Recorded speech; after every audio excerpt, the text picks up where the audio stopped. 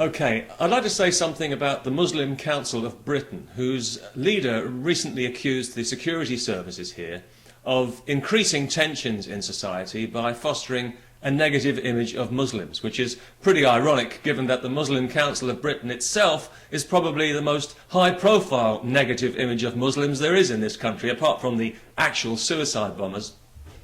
Of course, there are various ways that you can increase tensions in society, not least people who constantly push for unwarranted religious privilege and who issue lists of demands that would impose Islamic values on every school in Britain. People who refer to themselves as community spokesmen when they actually speak for nobody but themselves and their Wahhabi fundamentalist paymasters in Saudi Arabia, where just last week somebody was actually executed on suspicion of practicing witchcraft.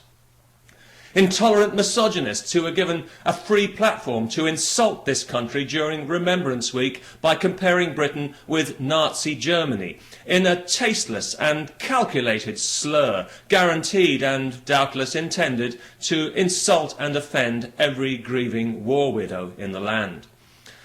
They also want a ban on alcohol in public and a more modest dress code for everybody, whether they're Muslims or not, and whether they like it or not.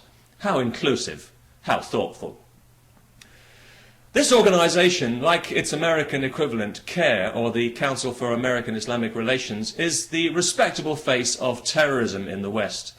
The sort of society they'd like to create already exists in Saudi Arabia, where children are raised to hate Jews and to refer to them as vermin and pigs and apes, where young men are so sexually repressed by their religion they spend all their time furiously masturbating over violent internet pornography like a bunch of Catholic priests, and where women have to be invisible in public to avoid being raped. So you can see why we in Britain might be a little hesitant about welcoming these kinds of values into our society. But of course this hasn't prevented our spineless government from pandering to these fanatics at every opportunity, most recently promising state funding for hundreds more Islamic schools, thus encouraging segregation and separation in society and sowing the seeds of conflict for future generations to have to deal with. They might as well be putting lead in the water supply, and they know it. Because it would be easy to blame this on misguided political correctness, but this is actually cynical political opportunism. The truth is, the Muslim vote is just too important to lose in places where the Labour Party needs to win. So as usual, they're happy to inflict long-term damage to achieve short-term ends.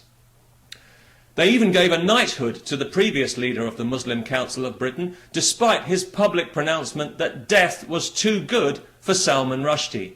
They gave him a knighthood anyway for the sake of community relations. You know what's good for community relations? People who come to this country and who adapt happily to our way of life. Or if they find that it's not quite to their taste, they piss off and live somewhere else. That's really good for community relations. If you don't like how we do things in Britain, get out.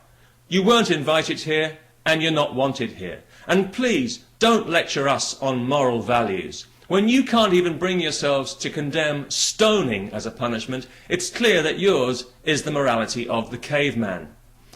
And for your information, we do have strong moral values in Britain. We just don't feel the need to enforce them with an iron rod because we're not as insecure as you are, and because we believe people should be free to make their own choices in life and not be dictated to by small-minded medievalists who despise everything this country stands for. And by the way, this has got nothing to do with immigration. Let me make this very clear. I welcome immigration to Britain. I think that, within reason, I think it's a healthy thing for the economy. I think it's a good thing for the country. This is about religion, and only about religion. So, to any white supremacist morons out there who think that they can latch on to this video in the way they've attempted to with some of my previous videos, go and take a piss on a live electric rail, because I'm not your friend. I'm your enemy, and I'm proud to be your enemy, just as I'm proud to be the enemy of every creepy Islamofascist on this planet, because you people are two sides of the same coin, and it's an evil, worthless, poisonous currency that I want nothing to do with. As for the Muslim Council of Britain, If you insist on shoving your religion into people's faces all the time, you shouldn't be surprised to get it shoved right back at you. Because that's how we do things in a free society, and if you don't like that, you know what you can do. The people of Britain know damn well that the reason for tensions in our society is nothing to do with the security services or the police, and everything to do with the activities of people like you, the true enemies of Muslims in this country. Because every time you open your mouths, you make things worse for Muslims. You increase the tension, you increase the resentment, and this is deliberate on your part because you want Muslims to be in conflict with people all the time in an attempt to intimidate us into allowing you to impose your narrow beliefs and your barbaric values on our society. Well, you can whistle up your sawn-off trouser leg for that one, my friend, because it's not going to happen, not now, not ever. And as for accusing us of being like the Nazis, well, that really is pretty rich, when it's clear that if people like you ever did achieve the kind of universal power that you crave, there would be another Holocaust, and everybody knows it. So we in Britain, we're going to carry on living the way we like, regardless of what you think about it. We're going to carry on treating women as human beings and not as possessions.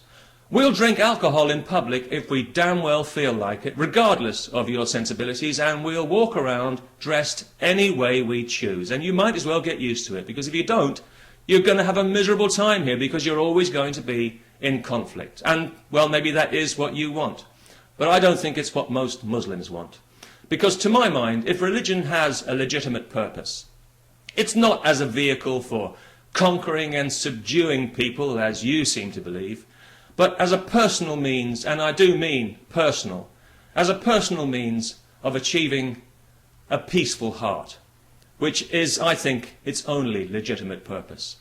And a religious person who is in constant conflict is clearly not even looking for a peaceful heart, and is therefore abusing their religion, and by extension, abusing the people who follow that religion.